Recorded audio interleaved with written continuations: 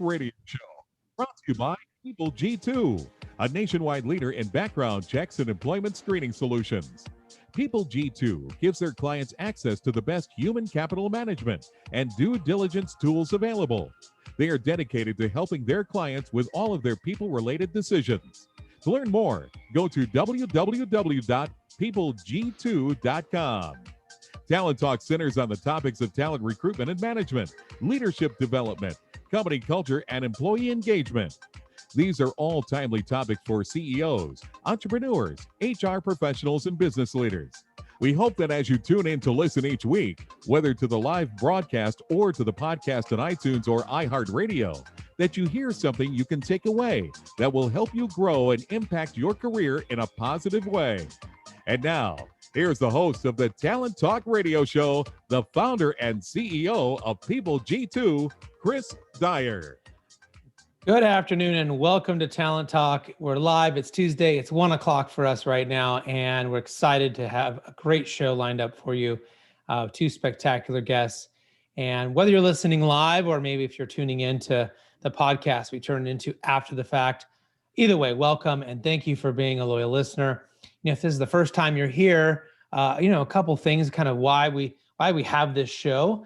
I have had so many wonderful conversations with people who inspire me, who motivate me, who mentor me. But they happen at shows and on the phone, and they were just between us. And so, years ago we decided, why don't we put this on the air? Why don't we have the same conversation, as talk about cool things and how talented people are being successful and how they're managing their talent, and of course bringing that out to anyone who wants to listen. There has been so many wonderful stories that have come out of these interviews over the years. I've put a lot of them in my first book, The Power of Company Culture. And yes, here comes the self-promotion. Tomorrow, my new book, Remote Work, launches. So I hope that you will go to Amazon and you will buy a copy. You will, do all the things, and hopefully it will be helpful and impactful to you with all of your flexible work needs that are going on right now, from fully remote to hybrid, whatever that looks like. So we are live here every Tuesday, 1 p.m. Pacific Standard Time. But, if you're listening to us or want to listen to us on iTunes, iHeartRadio, Stitcher, Spotify, just make sure you subscribe. That way you always know when a new episode is ready. And so you don't have to even think about it. And then before we get to my guest today, don't forget we are live tweeting everything. So if something smart we say, we're definitely going to tweet that out. If we say something dumb, we probably will omit those. But we definitely will have links to profiles and books and anything that we think you might have wanted to jot down. We're trying to live tweet that right now, and even submit questions, and we try to feed them into the show if it's sent us during the live show. All right, enough with all the business. My guest today, our CEO and president at Project Success Inc., Clint Padgett, and then and Level 5 associate founder Robert Mixon will join me after the commercial break. But let's go ahead and get started. As I mentioned, my first guest is Clint Padgett, CEO and president at Project Success Inc. He's also a Forbes book author and host of the Conversation with Clinton and Padgett podcast. So hopefully you'll check that out. But Clinton, welcome to the show today. Thanks for having me, Chris. Appreciate it. Well, why don't you tell everyone a little bit about yourself, what's important for us to know about you, what you're passionate about, so that we can kind of kick this off. I'm passionate about people. And so what's really interesting is I'm an electrical engineer by training from Georgia Tech. I wanted to be an electrical engineer since the time I can remember, maybe 7 or 8 years old. But then somewhere over my life transitioned into becoming a people person and realized that people are really the glue that holds projects together and holds teams together. And that's kind of my pain point or my passion point. Now, I think people could probably make some stereotypical judgments about engineers being maybe just slightly more talkative than a mathematician. So is that true? And are you just an anomaly in this sea of people who generally aren't people to start? Not that they're not people in general, but is that something you get a lot, or is that just sort of just a bad stereotype? I don't think it's a bad stereotype, unfortunately. I think it probably is a true stereotype. And if not, there's certainly some grains of salt of truth in there. Right. I do think that the part of the brain that makes us really good at math and logical issue solving maybe doesn't lend itself well to the people soft skills at times, which it's kind of what I devoted my passion to, is about helping one get to the other, right? Yeah, I noticed that, many years ago when I got my Scrum Master training, it was a really wide range of people in the group, and here I was being the people person, right? And and I had other people in there were like programmers, and they were, this was not their jam, but it was really fascinating to watch that when you have a good system, when you have a really well thought out, way in which we orchestrate and we move, suddenly those people who were more technical, more mathematical, maybe a little more introverted, came out of their shells in a really specific way. And I think it was like they knew what the roadmap was, right? They knew, how do I get from point A to point B? I don't have to like make it up. I don't have to just be charming or whatever. So do you find those sort of correlations sometimes between having good systems and maybe good people outcomes? I do think it's also, it can certainly be aided by having a good system and a good process. I think there are some innate skills that you have to build to be a good conversationalist and become a good team member. I do a lot of project management work, since you talked about kind of the agile world. And one of the classes that I taught at Georgia Tech in the exec ed program, at the end of the session, the lady gave me the badge of the least offensive waterfall guy she's ever met. Okay. So, but I was talking, so we talk in what we do with project work a lot about people, because people, software can help you with process, right? Microsoft Project can help you with process. It doesn't help you with the people side of things. Mm-hmm. And I was talking to a guy at Warner Brothers Pictures probably 7 or 8 years ago about our process. And he stopped me and he says, wait a minute, he said, I thought you were an engineer. And I said, I am. He said, what is all this touchy-feely people stuff? I'm like, well, last time I checked, touchy-feely people do projects. And so you have to handle the touchy-feely people stuff if you want to be successful. Yeah, yeah. Well, I'm wondering sort of, given the world that you live in, what you're sort of seeing for the, getting back to work, getting back to normal, whatever that means. My organization has been 100% remote since 2009. And so collaborating and brainstorming and figuring things out not in the same place is just normal for us, right? And it works for us. And I think a lot of people are like, well, we have to be in the same place in order to make this thing work. If you're making wine, you have to be in the vineyard. Like if you're putting a plane together, you got to better be in the hangar. But there's probably a lot of gray area right in between. So what are you sort of seeing for that 2020 to 2021 progression? Do you think a lot of people just try to get back to where we are? Will it be some sort of a mix? What are you seeing? I think it'll be a mix, Chris. I mean, you look at what people have said, like JP Morgan Chase, they're very much about, we're going to get back in the office. Others, I think Twitter and Facebook have basically said you can work from home forever if that's what you want to do. I think it'll be a mix. I think what's come out of the pandemic is, if I see two benefits, one is that we now know that we don't have to go into the office sick. We can work from home successfully and not bring that contagion to everybody else in the office. Right. And the other one is that we have to get better at handling communication. And, I open my podcast with the quote from George Bernard Shaw, that the single biggest problem with communication is the illusion that it has taken place. So the fact that you guys have been virtual for 11 years and have mastered that communication piece, I applaud you, because I think a lot of organizations over the last year plus have really struggled with that. And that, so I think to answer your question, I think it's going to be a mix. I do think that, as you pointed out, there are some jobs that require you be on site. You're not going to be an Amazon delivery driver from home, right? You're going to be at the warehouse and then be in your truck going places. You're not going to put a plane together unless you're at the Boeing facility in Seattle, right? Those things you have to be in place for. There are some jobs that we've known can be done remotely, and probably some more we've learned now can be done remotely. And I think you're going to have a great majority of people that are going to be in the middle, where maybe they're not. I kind of personally believe that the 9 to 5 butts in seats Monday through Friday is gone for a lot of companies, a lot of people. But I do find that there's something organic that has to happen when we're face to face. You're not going to get when you're 100% remote. So I think even those folks that are able to work remotely long term, there's going to be a day a week in the office, 2 days a week, or maybe 2 days a month, sometime where we come in and intermingle and commingle and have that social aspect that we need. And I think there's some business positives that come out of that intermingling as well. Yeah, we learned that once a year we needed to get together, and that seems to fill up our bucket enough that having that time to be shoulder to shoulder with each other and do some trainings and have our holiday party is kind of all we need to keep that part connected. However, the second part is we actually had to undo this thought that you make your friends are at work, right? That your social life is work, and that you get all that social interaction at work. And so my people really value work-life balance. So being able to move their shifts around, being able to do the work when it's the right time for them, and then get their social outlet somewhere else, right? Right. So there's high respect, high motivation, and getting things done internally on our end. But there isn't a lot of like, we're going to go have a beer together afterwards, right? But that has to kind of be retooled. What else are you sort of seeing maybe in the changing and in relationships as well with remote work? Well, I think that you've kind of hit it on the head. If you're not going to come together physically at any point in time, then you're going to have to find your social interactions remotely through other places. And I do think isolation has really been at the forefront of the last year and a half for people who maybe weren't used to being remote, who got forced into that. I think there's a lot of loneliness that came out of that. So I think you have to figure out, where am I going to get my physical contact? Because I think as human beings, we need and crave physical contact, whether that's a handshake, a hug, or just being face to face over a cup of coffee. I think those things matter.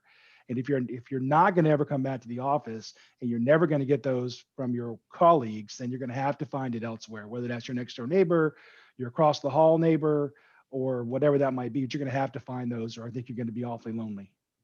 Yeah, and I mean, I've known lots of people, even, prior to the pandemic, who didn't feel that connected to their coworkers, and it was because they expected them to be like their friends, and it really wasn't, there wasn't really that connection there. But yet they respected them; it was a good job, and so I always back then told them, like, you don't need to be friends with them. Like, you need to get stuff done. You need to enjoy your job and be satisfied.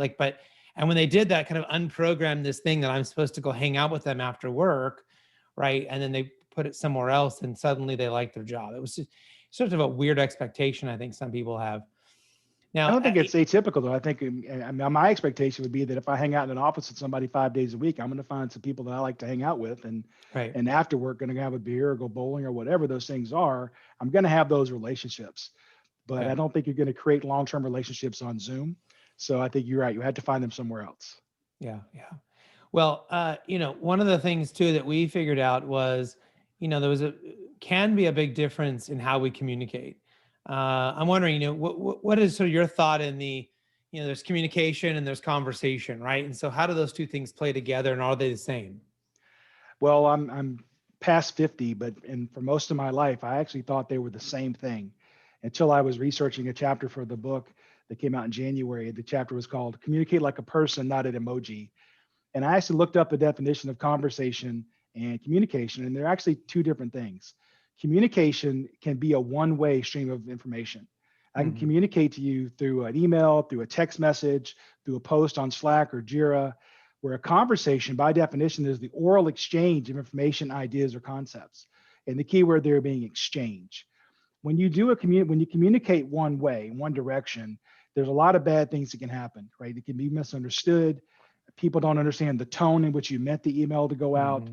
It's misread. You receive the email through the filter of, I'm having a bad day that day, or the way that I define a word isn't the way that you define a word, right? So that's the text-based one-way communications. I find is best served if it's yes/no answers, if it's kind of one answers, if questions that can be answered in one word or less. Those are the better ways. But I think that you get a lot of back and forth if you just use text-based. And a conversation, it forces us to have a dialogue. What you and I are doing right now is having a conversation. Now, what we did prior to this was we communicated. You communicated to me through email about where to be and when to be in the link. And that was a one-way communication, and that was fantastic. But then if I had any questions, then I would have emailed you back or called you, right? So I think the thing that I like to use as an example, we all have played, at least probably most of us as kids, was a game called Telephone. And if you're not familiar with this game, basically 4 or 5 kids in a room, and one kid whispers a secret to the second kid, who then whispers it to the third kid, and on down the line. And of course, the fun of the game is that what comes out of person number 5's mouth is not remotely close to what person number 1 said. And that's because we were doing one-way communication, even though it was verbally, one-way communication each time. And so each person receives that information through their bias, their filter, the way they define terms. And then they pass it. They kind of twist the message a bit and pass it on to the next person who twists it a bit. And it's no surprise that the message got mangled by the time it came out at the end. And that same thing happens in our world today if we're not careful. If we just do a lot of one-way communications, where what you do to clear both of those up, whether you're a kid playing telephone or today in our geographically dispersed organizations, is have a conversation where I get to look back at the first person and say, well, what do you mean by that word? Because this is what that word means to me. And when you said turn left, do you mean like right now or at the next intersection? Right? You ask these clarifying questions through a conversation that the message then gets consistent throughout. Yeah, and to kind of go back to that Scrum and Agile world, this is what I love, because I think communication is, hey, go build this software thing for me, right? But the conversation with the client is, okay, I've done a little bit of this. Is this what you wanted? Is this what you expected? Right? And they say, oh, did I tell you yellow? I meant banana, right? Or like, I want, and it's just these small little differences where you have to have those moments of where are we at and is this right? And I think I kind of learned this really important idea a few years back that kind of, I think, illustrates the difference as well, on top of what you said, between communication and conversation. In that telephone game, it's all one way, right? It's just going from one to two, two to three. But in real life, when one says something to two should stop and say, wait a minute, this is what I heard, right? Because exactly. what I learned was that the person hearing the communication, it's their job to understand the meaning. And we always think it's the person talking whose job it is to convey meaning properly. But that's nearly impossible, right? I mean, because of all of our filters and biases and things, of what we're hearing and we think we hear.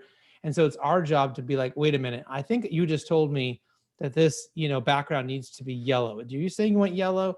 Right. And then, no, I really want more of a banana. Oh, okay. And so suddenly you get this alignment, right? And I guess that's more of a conversation that can be pretty powerful.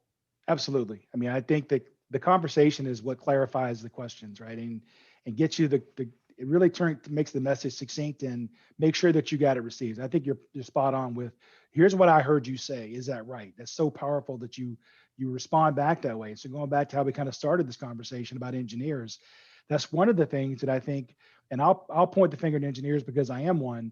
We have a tendency to want to sit in a cubicle and do our design work, which we're quite happy with, right? Solving problems. And maybe going to that next meeting or get on that next Zoom call is probably something that we don't see as a lot of value add, because that's time we're not be able to do the thing we really like and enjoy. But if we don't have that conversation, if we don't force ourselves to have that conversation, we really miss out on a lot. And I do think that a lot of us engineers want to be focused and don't want to come to those meetings and have those conversations. And let's be honest, what I really want to do is check something off my to-do list. It's saying it's done. And the easiest way that I can do that is if I email you, it's done. If I actually walk down the hallway in the old days, or now pick up the phone and call you and say, hey, here's what I did. Is this what you wanted? I might find out that I'm not done and I've got 2 more things added to my to-do list. So my default position is probably going to be to email you and hope you never contact me again. Yeah. Yeah. And it's a really great example, because I think sometimes all of us, not to pick on engineers today, but all of us can go down a rabbit hole of trying to solve the wrong problem. Sure. And, I have a million work examples, but I have a buddy that just recently, his wife basically said, we need to replace this gate. And he thought it was because the latch was not working properly. So he spent all weekend devising an entirely new latch system, only to find out, no, the gate has to be replaced because there was too big of a space and their new dog was getting underneath it, right? And so the real problem wasn't being conveyed, right? And he assumed it was one problem that if you kept the gate would be a problem, right? But I mean, that stuff happens in work all the time. It happens with our clients all the time, right? They tell us I want one thing, and if you don't stop and be like, well, why? Tell me why that's important. Tell me why you need that, right? Is this because someone told you, or because otherwise I guess we're just solving issues that don't really need to be solved. Well, I think one of the best things you can do in those conversations is ask the question, what are you trying to achieve? And then the answer will come out, well, I'm trying to keep the dog in. Okay, well then now I understand what you're trying to achieve, and I can address it. Well, in project work, what we call objectives is, what we're trying to achieve, and scope is what you do to achieve it. Now I understand the objective. Now I can build the scope into it. And so I do think a lot of us, we start with scope. Like, here's what I want to do. And we want to tackle the problem. And to your point, we're not even sure what the problem is yet.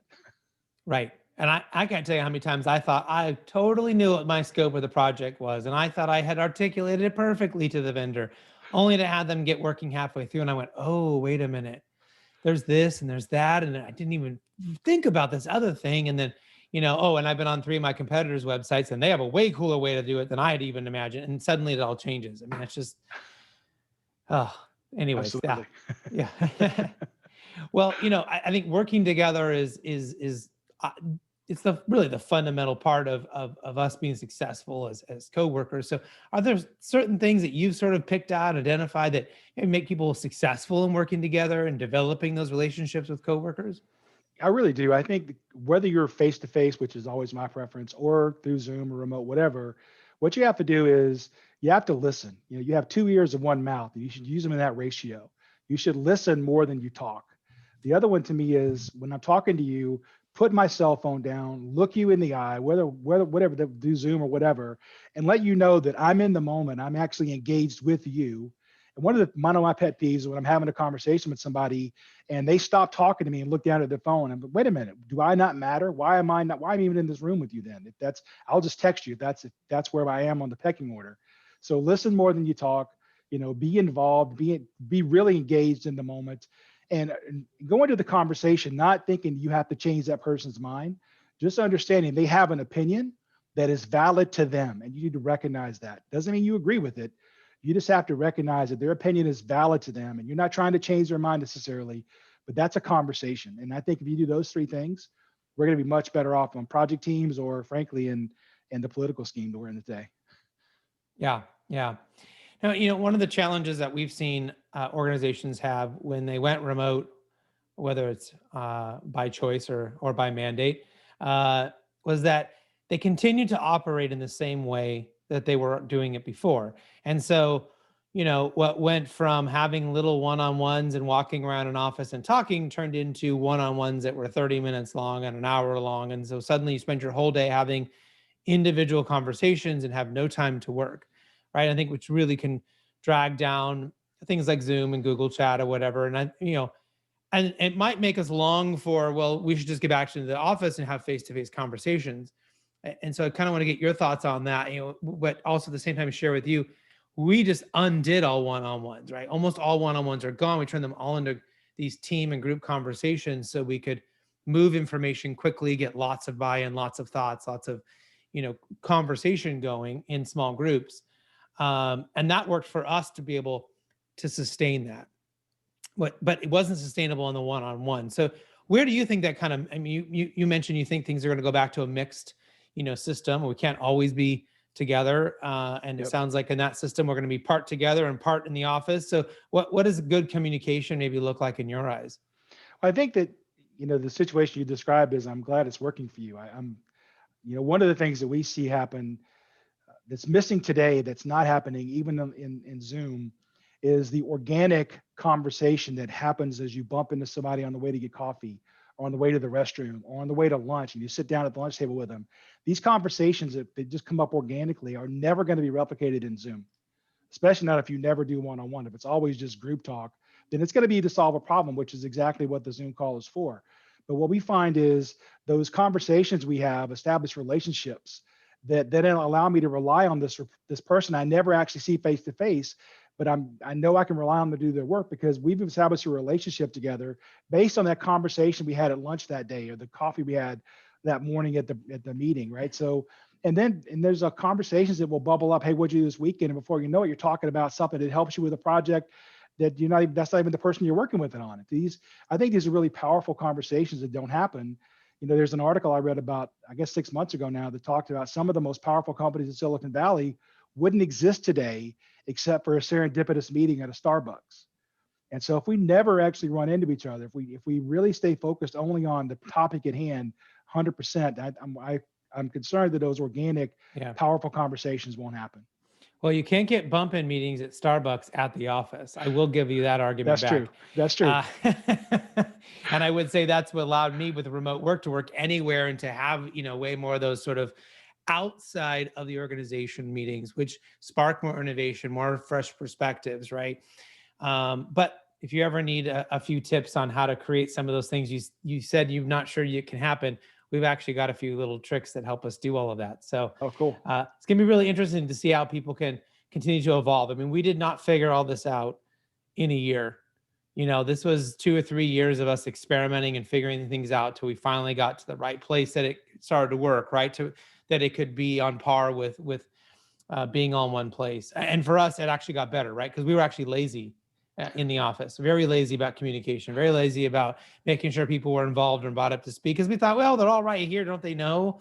And so anyways, Clint, you've really given us a great deal to think about today. And I really appreciate you being here on the show.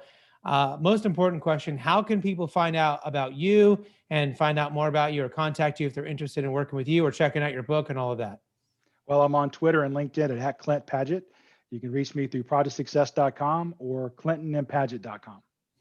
Well, thank you so much for being on the show. Really appreciate our conversation today. Hopefully we can have you come back at some point and give us an update on all the awesome stuff that you're doing. Thanks, Chris. I appreciate you having me. All right. Our next guest will be up just after this quick commercial break.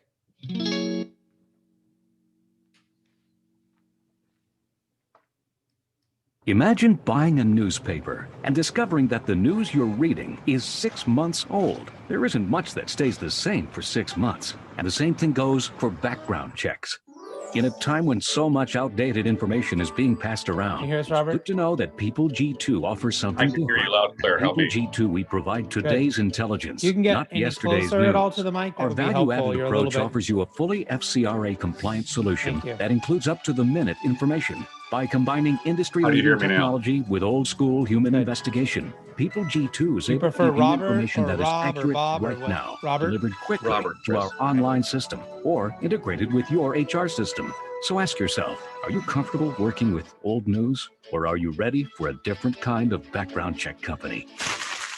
Visit peopleg2.com or call 800-630-2880. That's 800-630-2880 or peopleg2.com.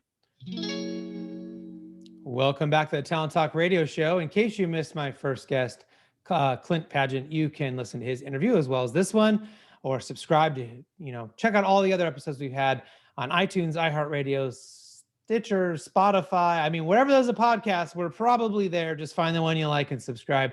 That's what we need. And don't forget to go to TalentTalkRadio.com. You can find all the episodes there. You can subscribe there if you don't use one of those other platforms. And your last reminder, don't forget to go and pick up my new book, which comes out today, Remote Work on Amazon with my co-author, Kim Shepard. All right. My next guest is a senior executive leader and founding partner at Level 5 Associates, LLC. Please welcome Robert Mixon. Robert, thanks for being on the show today. Hey, thanks, Chris. It's great to be here. Why don't you tell them a little bit about yourself? What's important for us to know about you and what you're passionate about with work?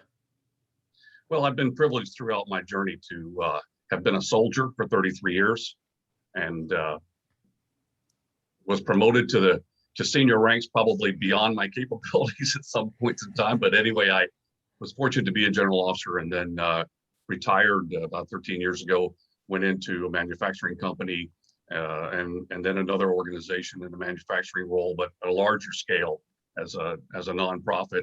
And then my dream was to have my own company and help other leaders, organizations grow based on what I had learned. Through a lot of mistakes is what I learned about life and leadership. Well, we always like having some senior leaders from the military on the show. We've had some pretty good notable people, and there's always this kind of great lessons. And I think people get a really bad understanding of how military leadership works and chain of command works, and how I was even surprised when we were doing research for my book. We said, who's the best at training people remotely?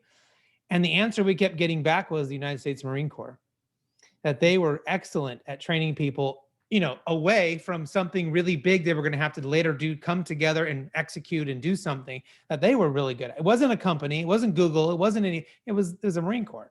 So, what's sort of your leadership journey been like? Since you were, I guess, sort of entered into West Point back in 1970. Right. Yeah, I entered West Point on 1st July 1970, a 17-year-old high school graduate, two weeks out of high school, and went from growing up in Georgia, North Carolina to what they call the Plain, the parade field at West Point, with 1,399 other young men from around the world. In those days, it was all male. and entered what was going to be a crucible for me. I certainly knew it was a strange place, and people were, acting, I guess you would say, pretty directly in helping me and my classmates become soldiers or understand the culture of soldiering. It was a tough road to hoe. And it was tough because of the environment there, but also because of the environment in our nation. We were a nation in crisis in the late 60s and early 70s. We're a nation in crisis now, but it's not the first time. And the Vietnam War had divided America pretty severely. So I was on a path to being a soldier, and yet in a generation where the military had largely been blamed for much of the policy in Vietnam. It was incorrect, but that's what happened. And as a result, I think what it did was, in my class at West Point, we grew closer together. We became much more of a band of brothers, to quote the term, than we might have otherwise. And then my journey through the military was one of ups and downs and highs and lows, like most of us in life, where I learned to be a leader, a caring leader, by being around other caring leaders. And the military has somewhat of a, I think, label as being very directive, and sometimes we have to be. But it was also inclusive in many ways, inclusive of people, and increasingly so on point for the nation in terms of social change in many ways. So once I came into the Army and was around men and women that I admired and respected, I wanted to stay around those men and women because I felt as though I belonged. And so that kept me in the Army along the way, and my family supported me in the effort, highs and lows. And I was privileged to serve in the capacity, like I said, for 33 years in leadership capacities, where I was responsible for a whole lot of other people, and I took it very seriously. So I imagine along the way, you probably met some really key people that impacted you. And I'm sure being in the service for as long as you are, that you were continued to be a student of leadership. I mean, it would be completely out of character of any of the people I've met who it seems like they are students in that way. So are there some particular heroes that maybe you could identify for us, and why you feel that way? Yeah, I'll talk about two. One military and one not. My military hero I'll talk about briefly is General Colin Powell, who is on his pictures on the wall behind me there, my boss. And I was privileged to be on his personal staff when he was chairman of the Joint Chiefs of Staff. And as Jim Maxwell talks about, or John C. Maxwell talks about in level 5 leadership, General Colin Powell is a level 5 leader. He represented, the term personhood that Maxwell uses. People follow you because of who you are and what you represent. General Colin Powell was that person. His personhood was amazing, and we wanted to be with him and to do what he thought we should do. Give him the best advice, give him the best, because we wanted to. My other hero is my mom. My mom, she's almost 90 now and the matriarch of our family. She raised the 6 of us. I'm the oldest of 6. In some pretty arduous conditions, not terribly arduous, and I guess you would say financially or socially per se, but tough conditions, tough times. And she was always resilient, and is to this day. She always gave us great advice, even though we chose not to pay attention to it many times. And she was there. So I think those two people represent heroes in my book because of who they are and what they represent. Yeah, and usually I think you mentioned sort of really just 2 distinctly different types of leaders, and 2 for different reasons, and yet just as impactful, I think. And usually those people can kind of give us a pretty big reflection on what's important in leadership and what we should be thinking about. I know you sort of have this big six leadership principles. Could you maybe kind of break those down for us, so maybe we could better identify who we should be considering to be our best leaders? Yes, I developed the big 6 principles as a guide towards to leadership and the journey that we're all on. And I'll summarize them for you, Chris, briefly here. The first one is called Set the Azimuth. And I will tell you, 90% of the people I deal with don't know what an azimuth is. but I harvested it from the military because essentially it captures the idea of the cardinal direction of both yourself and your organization. We all need to set the azimuth of what's our mission, what's the intent, what's the vision in that mission, what are our beliefs, our values, and what's our culture? What are the behaviors that represent those? So those four components of setting the azimuth are the first of the big six principles that I seek to live by and help others learn to implement. I believe in practical tools. I'm not very esoteric. If we want to talk about the right brain, left brain, I'm not the right guy. I believe in tools, and setting the azimuth consists of specific tools, such as writing your personal mission statement. I think every leader should have a personal mission statement. Mine's right beside me here, and I look at it every day. Who am I? What do I do? Why do I do it? Just as every organization should have a mission statement. The second component of the big six is listen. As my hero, my mom, used to tell us many, many times, God gave you 2 ears and 1 mouth for a reason. I didn't pay much attention to it, but over time, it dawned on me that listening is a leadership requirement. The best listeners, where they are on their stages of levels 1 through 5, as Matt talks about, and level 5 leadership is the name of my company, so I believe in this journey. Listening is a skill, and you have to develop it and nurture it. Many of us don't really follow the Stephen Covey guidance here either. Are you listening with the intent to understand, or are you listening with the intent to reply? 90% of us, I think, are listening with the intent to reply. And therefore, we are not really leaders who are seeking to listen as well as we could. And so there are some tools you can employ to become a more effective listener. And one of my favorites is the back brief. It's the old adage about, I don't know what I told you to tell me what you heard kind of approach. I would probably still have tanks wandering around forests in Germany where they're not a fuel constraint, because I would give them some guidance that I thought was great. And I'd say, oh, you all got this? Yes, sir, we got it. And then they'd all move out and go somewhere else, a different direction or opposite directions. It's very hard to stop a 64-ton tank when it's going the wrong direction. So listening is a skill you have to nurture and develop every day. The third principle is trust and empower. If we have to trust those that we serve as a leader, and we have to empower them to manifest that trust. It has to be deliberate. You can't simply say it, you have to do it. And there are ways you could do that, tools for your toolbox. The fourth principle is do the right thing when no one's looking. That sounds very easy. As we say in the Pentagon, that briefs well. Well, it's a whole lot harder than it briefs.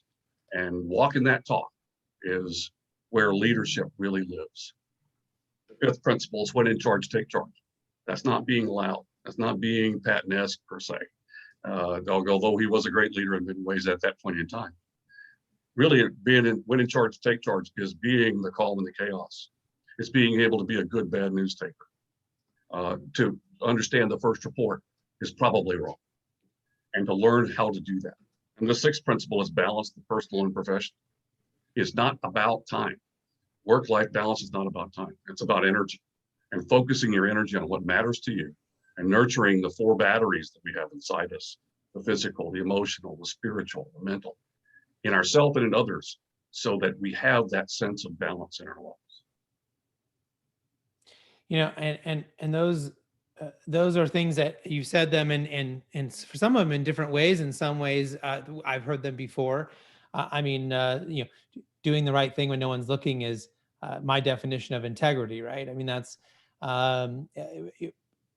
pretty sound. But I am sort of wondering, you mentioned previously about Colin Powell being a level 5 leader. So is there a difference in a level 5 leader into what you mentioned in those big 6? Are they doing something more, something different? Or is it just that they're actually doing all 6 at the same time, right? So what makes a level 5 person?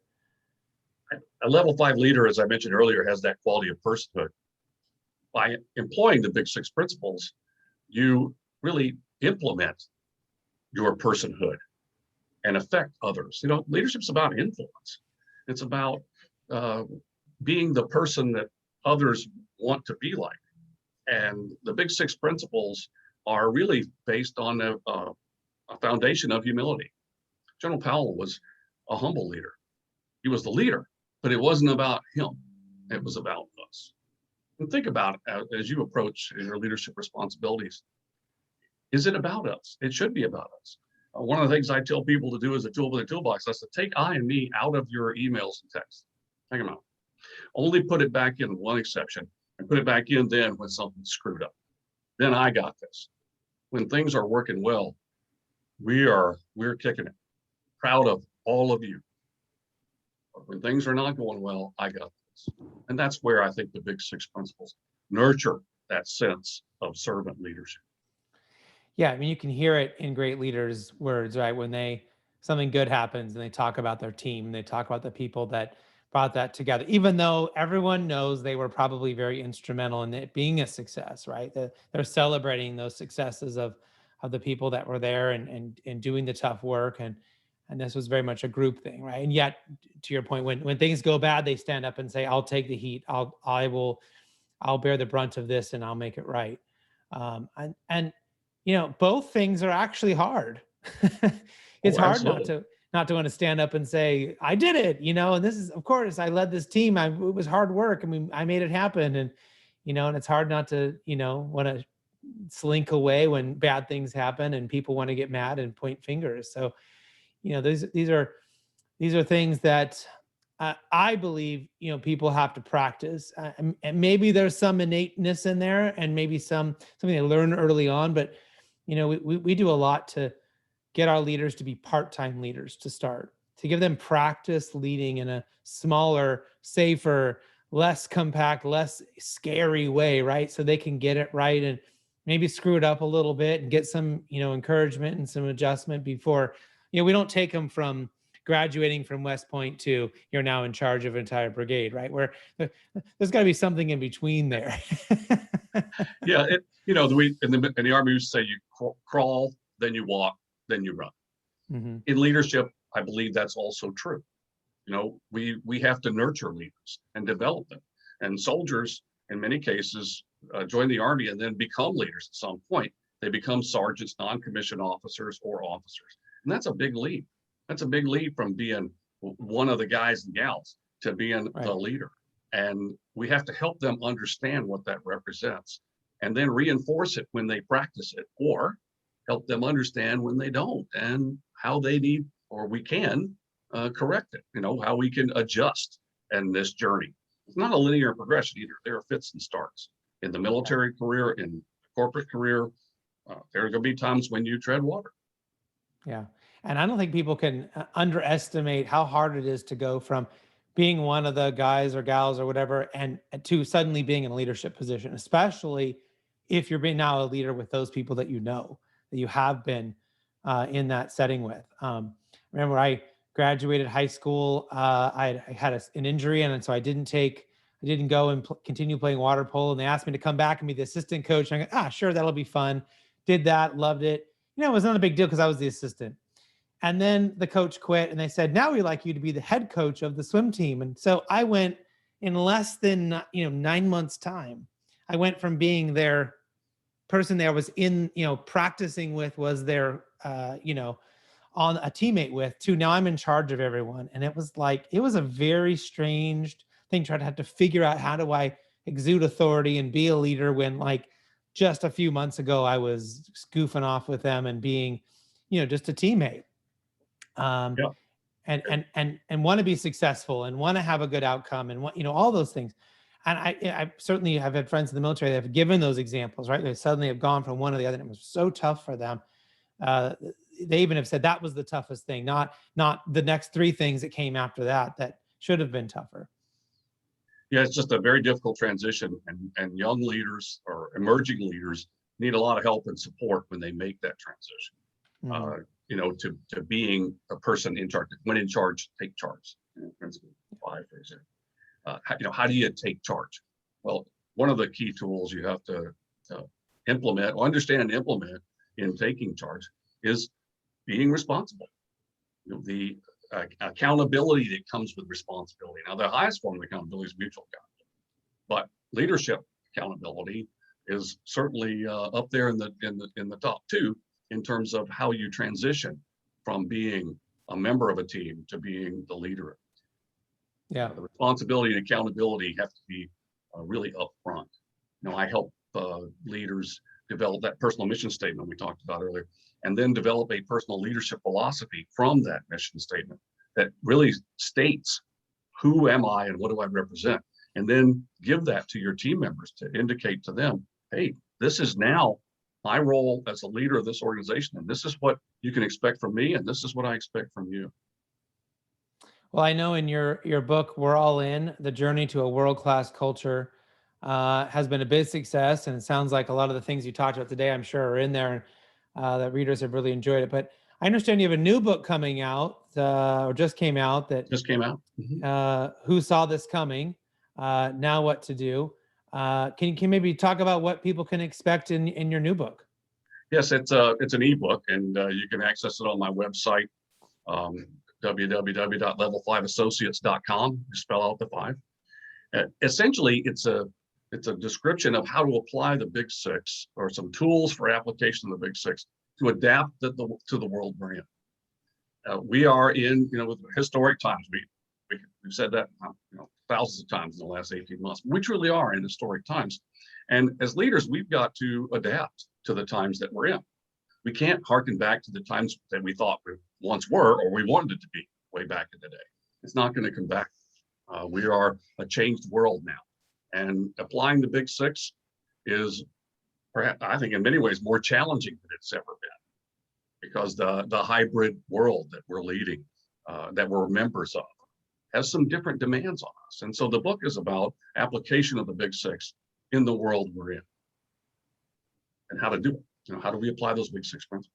Yeah. And it sounds like the principles are stay the same, but the environment keeps changing, right? I think so, Chris. I don't think the Big Six have changed at all. I think the fundamentals of leadership, blocking, and tackling haven't changed. Yeah. It's how we apply those principles every day.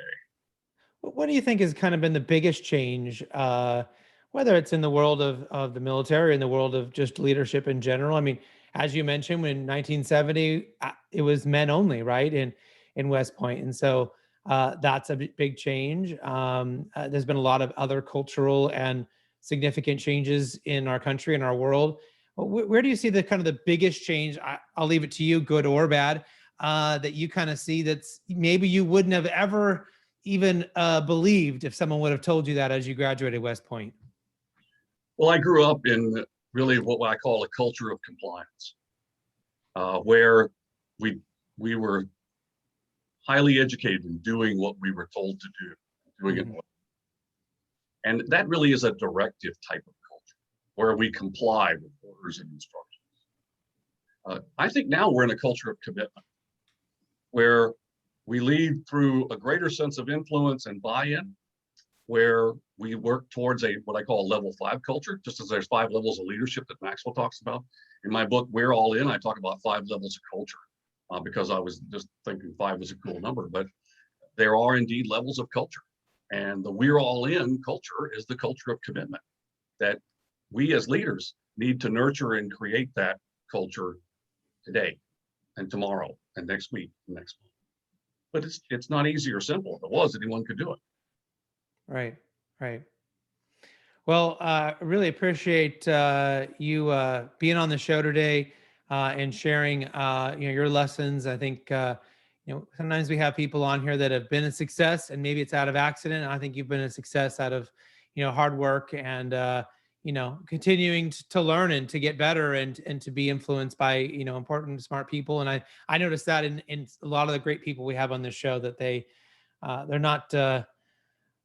not so brazen to say that they know it all. And I think it came through here today. So thanks, Chris. I learned the Big Six by screwing them up. There we go. Humility, always important. Well, Yep. How can people, I know you kind of mentioned it earlier, but maybe go ahead and give it to everyone again. How can people get a hold of you if they're interested in finding out more about you and working with you and your organization? Yeah, my company's Level 5 Associates, and our website is www.level5associates.com. There you will find a snapshot of who we are and what we represent. It's basically me, and I have an assistant, a couple of folks help on occasion, but it's not a large entity, but we're very personalized, and we focus on what are your goals? What do you want to achieve? And how can we do that together individually and as teams and as an organization? Well, great. Thank you again so much for being on the show. Would love to have you come back at some point and give us an update on everything you're doing. And to everyone out there, thank you for tuning in. Hopefully you've learned something. Yeah, hopefully everyone's learned something they can take back and use in their own career in a positive way. I know I have in talking to both our guests today. So until next time, do what you love and show the world how talented you can be today.